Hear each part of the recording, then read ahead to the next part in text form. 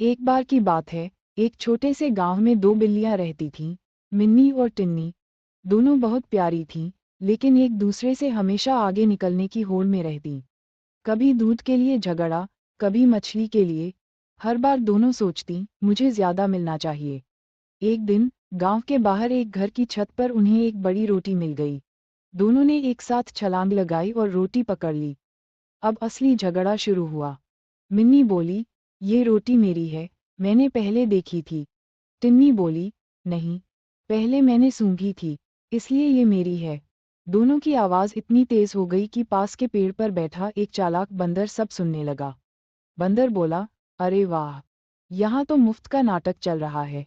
वो पेड़ से उतरकर बोला, क्या बात है प्यारी बिल्लियों, क्यों झगड़ रही हो? दोनों ने कहा, हम दोनों को एक रोटी मिली है, लेकिन बांटना नहीं समझ आ रहा। बंदर मुस्कुराया और बोला, कोई बात नहीं, मैं बांट देता हूँ बराबर बराबर। बंदर ने रोटी को दो टुकड़ों में तोड़ा। एक टुकड़ा बड़ा था और दूसरा छोटा। वो बोला, अरे, ये तो बराबर नहीं है। थोड़ा बड़ा वाला खा लेता हूँ ताकि बराबर हो जाए। उसने एक टुकड़े से थोड़ा खा लिया। अब दूसरा टुकड़ा बड़ा दिखने लगा। बंदर बोला, ओह, अब ये बड़ा है, अब इसे थोड़ा कम कर देता हूँ।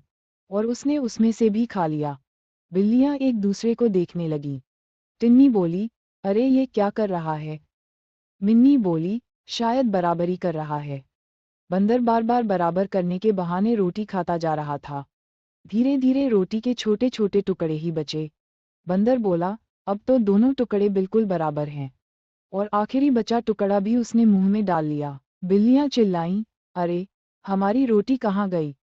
बंदर बोला, मैंने तो न्याय किया, तुम दोनों बराबर रहीं, क्योंकि अब किसी के पास कुछ नहीं बचा। और हंसते हुए पेड़ पर चढ़ गया। दोनों बिल्लियां उदास होकर बैठ गईं।